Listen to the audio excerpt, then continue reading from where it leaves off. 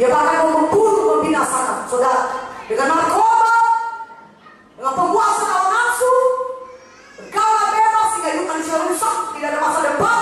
Dengan narkoba, dia mau bunuh manusia.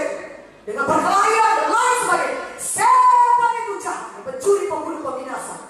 Tetapi ada satu pribadi yang memberikan kuasa yang lebih besar daripada kuasa setan. Kuasa Tuhan Yesus. Katakan amin. Ada yang lebih besar daripada kuasa setan. Katakan amin. 1 Yohanes 3:8 berkata, untuk itulah Yesus datang ke dunia ini, supaya dia bisa mati kayu salib, bangkit kembali pada hari ketiga. Dia mengalahkan maut dengan kebangkitannya, supaya dia bisa membinasakan pekerjaan-pekerjaan setan. Haleluya.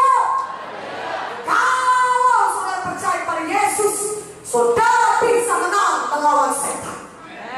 Karena kemenangan Yesus adalah kemenangan saudara. Tuhan Yesus sudah menang. Kolose 2:15 berkata, dia melucuti semua pemerintah-pemerintah, penguasa-penguasa, menjadikan mereka tontonan umum dalam kemenangan mereka. Tuhan Yesus sudah menang dan bangkit kembali dari kayu salib. Dia menang mengalahkan maut. Saudara, untuk apakah dia menang? Untuk apakah Tuhan menang? Bukan untuk dirinya, tapi supaya saudara dan saya selama hidup di dunia ini bisa hidup berkemenangan atas setan, bisa hidup berkemenangan atas penyakit, menang atas dosa. Katakan amin. Bisa mengalahkan setan, bisa mengalahkan dosa, bisa mengalahkan penyakit. Kenapa? Karena Tuhan Yesus sudah menang. Katakan amin. Yesus memiliki kuasa yang tidak terbatas. Dia dapat mengalahkan semua setan.